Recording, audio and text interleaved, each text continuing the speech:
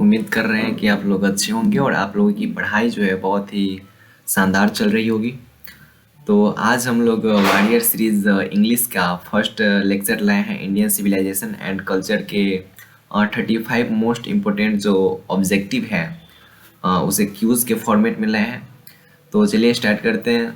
भैया ये warrior series क्या है? तो जो नए स्टूडेंट हैं उनको बता दूं कि ये वॉरियर सीरीज़ है जिसमें हम लोग क्लास 12th के जितने भी इंग्लिश और हिंदी के चैप्टर्स हैं उन सारे चैप्टर्स के 2023 एग्जाम आने से पहले ऑब्जेक्टिव कवर कर रहे होंगे और वो एक क्विज़ के फॉर्मेट में होंगी। तो चलिए स्टार्ट करते हैं। तो इंडियन सिविलाइजेशन एंड कल्चर जो है वो महात्मा गांधी द्वारा लिखा गया हुआ है। ये क्लास 12th इंग्लिश का फर्स्ट चैप्टर है। यहाँ एक मोटिवेशनल सा कोट है कि I will win again because I can not break the flow of winner.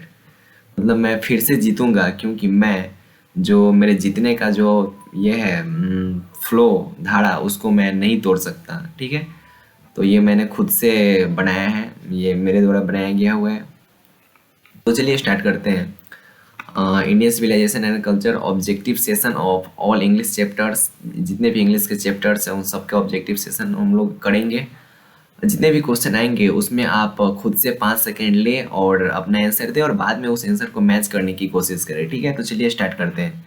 यह है कि Mahatma Gandhi has written the lesson I have a dream the artist Indian civilization and culture या फिर द अर्थ। तो महात्मा गांधी ने क्या लिखा है? इंडियन सिविलाइजेशन एंड कल्चर लिखा है, जो फर्स्ट चैप्टर है। ठीक है, pharaohs were rulers were ancient Russia Egypt India या फिर ग्रीस। रसिया इजिप्टी इंडिया या फिर ग्रीस। तो इसका आंसर होगा इजिप्टी। ठीक है, फेराहोस वेयर रूलर्स वेयर एंशिएंट, तो इसका क्या होगा आंसर? इजिप्टी। ठीक है, नेक्स्ट क्वेश्चन है कि dash were rulers of Egypt. ये तो फिर वही क्वेश्चन घुमा के पूछा गया होगा, तो ये क्या होगा? फेराहोस। नेक्स्ट क्वेश्चन है कि civilization is the state of development of a. Civilization is the state of development of a people, animal, bird या फिर non living things. Civilization is the state of development of a people. People होगा, इसका answer क्या होगा? People होगा। ठीक है, next question है कि gibbon is associated with. Gibbon is associated with Italy, Sweden, Russia, America. Gibbon is associated with Italy, Sweden, Russia, America. तो gibbon is associated with Italy. Gibbon is associated with Italy. Gibbon is associated with Italy. ठीक है, यहाँ फिर से motivational quotes. कुछ बच्चे कह रहे होंगे कि भैया इतना भी ज़्यादा मैं डिमोटिवेट नहीं हूँ कि आप बार बार मुझे मोटिवेट कर रहे हैं। फिर भी बेटा कोई बात नहीं है। Self confidence is a super power. Once you start to believe in your self miracles start happening. इसका मतलब बहुत लोगों को समझ में आ गया होगा और इसका मतलब मैं समझा देता हूँ कि जो सेल्फ खुद पे जो आत्मविश्वास होता है वो एक सुपर पावर की तरह काम करता है। ठीक है, जो आत्मविश्वास होता है कि हाँ, जैसे आप अगर खुद पे अभी भी विश्वास कर लोगे कि हाँ क्या हो गया कि नवंबर आ गया, अभी से भी मैं बहुत कुछ फोड़ सकता हूँ, बहुत कुछ मचा सकता हूँ, तो वही होता है सेल्फ कॉन्फिडेंस। ठीक है, तो self confidence is a super power. ये सेल्फ कॉन्फिडेंस जो होता है वो एक सुपर पावर की तरह काम करता है। Once you start to believe in your self, अगर एक बार आप खुद पे विश्वास करना स्टार्ट कर दोगे तो मैरेकल्स स्टार्ट हैपनिंग, तो चमत्कार खुद पे खुद होने लगता है, खुद पे खुद दिखने लगता है। तो उसके लिए आपको क्या करना पड़ेगा? सेल्फ कॉन्फिडेंस रहना पड़ेगा, खुद पे आत्मविश्वास बढ़ाना ही पड़ेगा। ठीक है, नेक्स्ट 6 नंबर क्वेश्चन है कि European civilization will mean dash for India. European civilization will mean dash for India, want, living, real या फिर रूइन। जो यूरोपियन सिविलाइजेशन है वो इंडिया के सिविलाइजेशन को बर्बाद करना चाहती है। ठीक है, तो रूइन होना चाहिए कि European civilization will mean ruin for India. ठीक है, नेक्स्ट क्वेश्चन है कि simple living and high thinking is the base of. मतलब सिंपल लिविंग मतलब आसानी से रहना, नॉर्मल रहना, और हाई थिंकिंग मतलब ऊंचा सोच रखना, ये कौन से सिविलाइजेशन का बेस है? तो हमारे भारतीय संस्कृति में है ऐसा कि हम लोग साधारण रहते हैं और हम लोग की सोच जो होती है वो काबिल तारीफ होती है, बहुत ही अच्छी सोच होती है। तो इंडियन सिविलाइजेशन में ऐसा देखने को मिलता है कि जो सिंपल लिविंग है और हाई थिंकिंग है वो इंडियन सिविलाइजेशन में ही आते हैं। ठीक है, नेक्स्ट क्वेश्चन है कि Indian glory is that it is. Indian glory is that it is. Bharat की जो सुंदरता है, ग्लोरी है, वो क्या है? इमूवेबल है, मूवेबल है, अनसिविलाइज्ड है या फिर इग्नोरेंट है। ठीक है, तो इमूवेबल है मतलब भारत की जो अच्छी चीज़ क्या है कि वो इमूवेबल है। ठीक है, मतलब भारत की जितनी भी सभ्यता है, बाकी जितने भी देश की सभ्यता है, सिविलाइजेशन है, वो सब चेंज हो गए, लेकिन हमारी भारत की जो संस्कृति है वो अभी तक क्या है, वैसी की वैसी ही है। हम लोग अभी भी रिस्पेक्ट देना जानते हैं, मेहमानों को रिस्पेक्ट देना जानते हैं, सबको इज्जत देते हैं। ठीक है, मेहमान को भगवान की तरह मानते हैं। तो हमारा भारत की एक ग्लोरी है कि हम लोग क्या है, इमूवेबल है। ठीक है, सबको इज्जत करते हैं। और नेक्स्ट क्वेश्चन है कि dash was a spiritual leader then a politician. तो ये तो महात्मा गांधी जो थे वो क्या थे, स्पिरिचुअल लीडर थे। एक राजनीतिज्ञ के राजनीतिक से ज़्यादा अच्छा वो क्या थे, एक स्पिरिचुअल लीडर थे। कौन थे, महात्मा गांधी थे। नेक्स्ट क्वेश्चन है कि my experience with truth was written by. ये जो माई एक्सपीरियंस विथ ट्रूथ है वो किनके द्वारा लिखा गया हुआ है, माई एक्सपीरियंस विथ ट्रूथ वो महात्मा गांधी द्वारा लिखा गया हुआ है, ना कि नेहरू जी द्वारा, ना ही ये सरदार पटेल द्वारा। वो महात्मा गांधी का ये लिखा गया हुआ है, माई एक्सपीरियंस विथ ट्रूथ। ठीक है, और नेक्स्ट क्वेश्चन है कि the mind is a restless bird. ठीक है, सॉरी हमने तो आंसर ही बोल दिया भैया।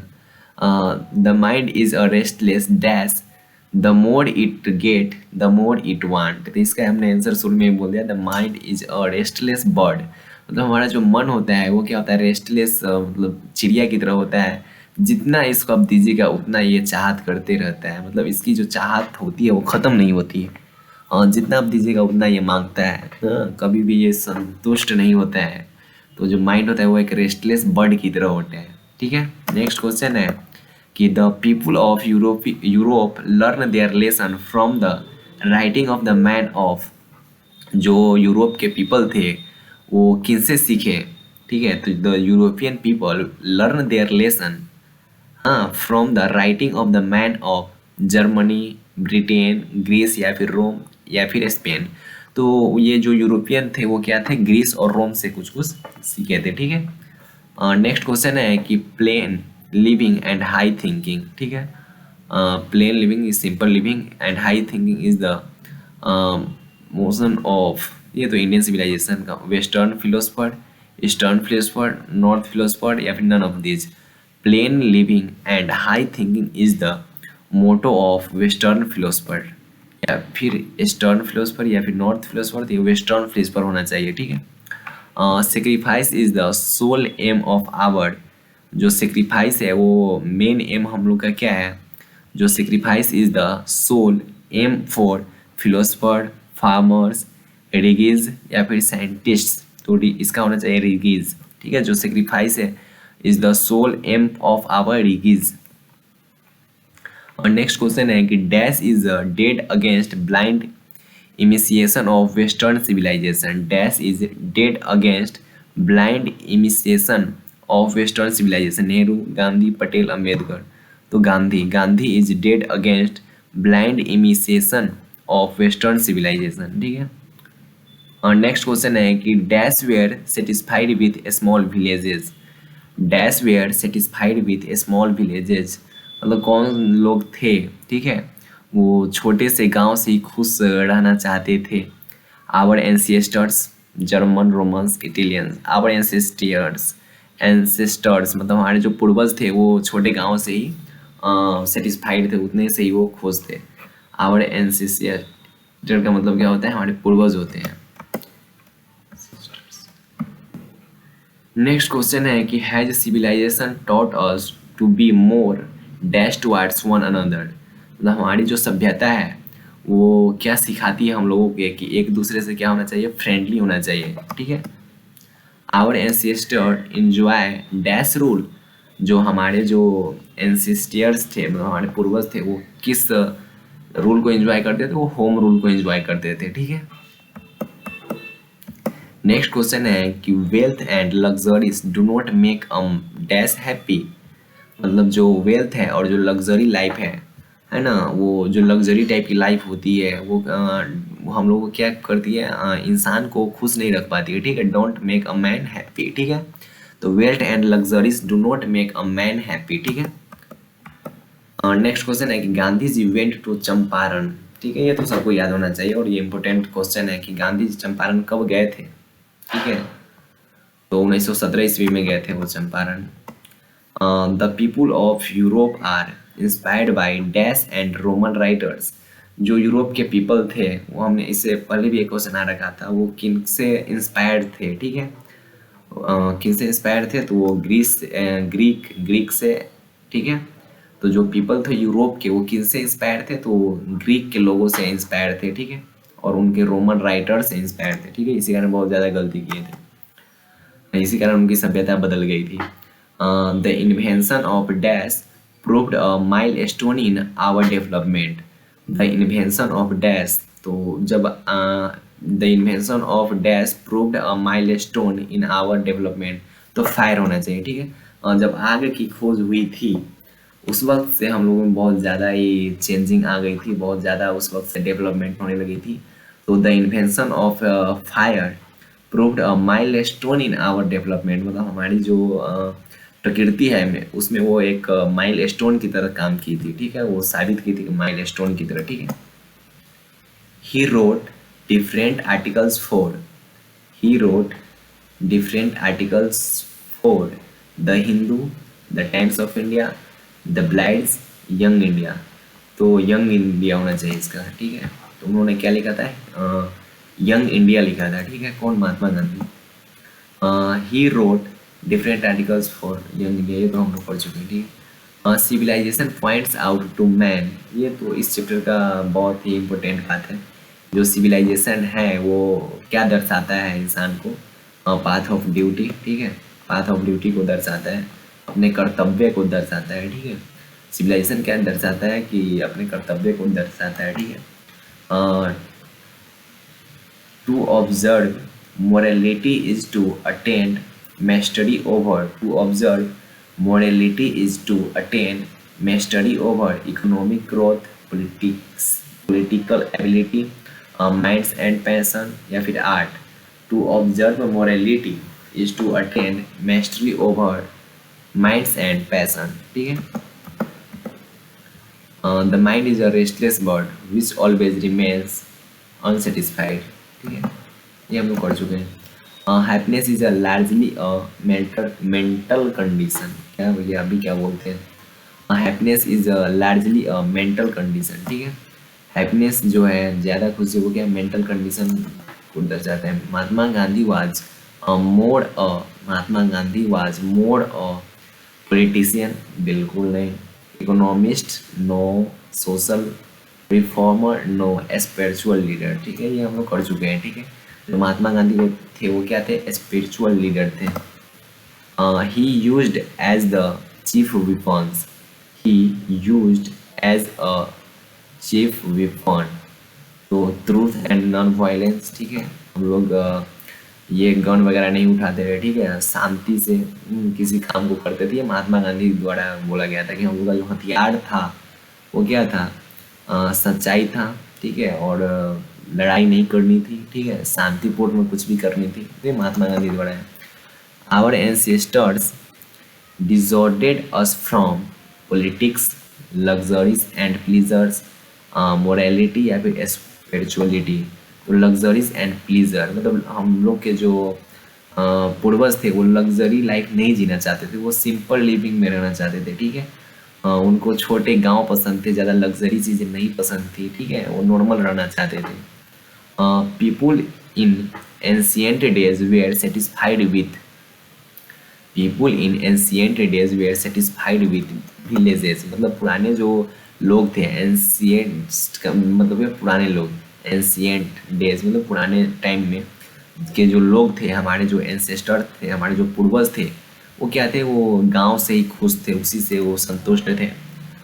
Our forefathers saw that our forefathers saw that kings and their swords were inferior to our forefather, मतलब forefather मतलब हमारे पूर्वज, saw that kings and their swords were inferior to the swords of ethics, the swords of politics, the swords of economics, the swords of three cherry। Source of ethics, इसका answer A होना चाहिए, source of ethics. In ancient days the common people followed agriculture, ठीक है, तो पुराने जो ज़माना था उसमें वो किसानी टाइप का वो काम को फॉलो करते थे, एग्रीकल्चर पे ज़्यादा ध्यान नहीं देते थे। तो हमारे जो पूर्वज थे वो क्या थे, वो टैक्स फॉलो करते थे, एग्रीकल्चर को फॉलो करते थे, क्योंकि उस टाइम में बिजनेस वगैरह कुछ इतना था नहीं, ठीक है, इंडस्ट्री वगैरह उतना था ही नहीं, और पॉलिटिक्स वगैरह उतना था नहीं, बस यही खेती बाड़ी थी। Modern civilization is the worship of, जो आधुनिक सभ्यता है वो क्या है, मटेरियल है, ठीक है। इंडियन मॉडर्न सिविलाइजेशन जो है वो किसका वर्शिप है, मटेरियल का, ठीक है। इन ancient days the common people enjoyed, मतलब पुराने जो ज़माना था उसमें वो जो हमारे जो पूर्वज थे वो होम रूल को एंजॉय करते थे, ना कि कंट्री, है ना, कुछ नहीं फॉरेन रूल, ना ना, बस वो ट्रू होम रूल को एंजॉय करना चाहते थे।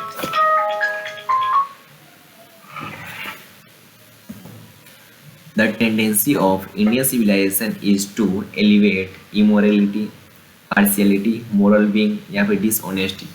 तो जो टेंडेंसी थी वो इंडियन सिविलाइजेशन की वो क्या थी, मोरल बीइंग थी, ठीक है, उसी चीज़ को बढ़ावा देता था, मोरल बीइंग को वो बढ़ावा देता, मनुष्यता को बढ़ावा देता है। Indian civilization is godless, based on belief in God, based on partiality या फिर बेस्ड ऑन मैटर, तो based in belief in God होना चाहिए। इंडियन भारतीय सभ्यता है वो ईश्वर पे विश्वास करता है, हाँ, तभी इतना ज़्यादा अभी तक इमूवेबल है, अभी तक वो टिका हुआ है। नेक्स्ट है, ओ भाई खत्म हो गया। Thanks for join this amazing session, ठीक है, enjoy your study and believe in your self. भाई खुद पे विश्वास रखो, हाँ, बहुत कुछ हो सकता है, बहुत कुछ बदल सकता है, क्योंकि जो सेल्फ बिलीव है, हाँ, वो खुद पे अगर आप बिलीव रखते हो वो एक सुपर पावर की तरह काम करती है, ठीक है। तो आप सभी का धन्यवाद है जो इस सेशन को ज्वाइन किए हैं, ठीक है, बचाते रहो भाइयों।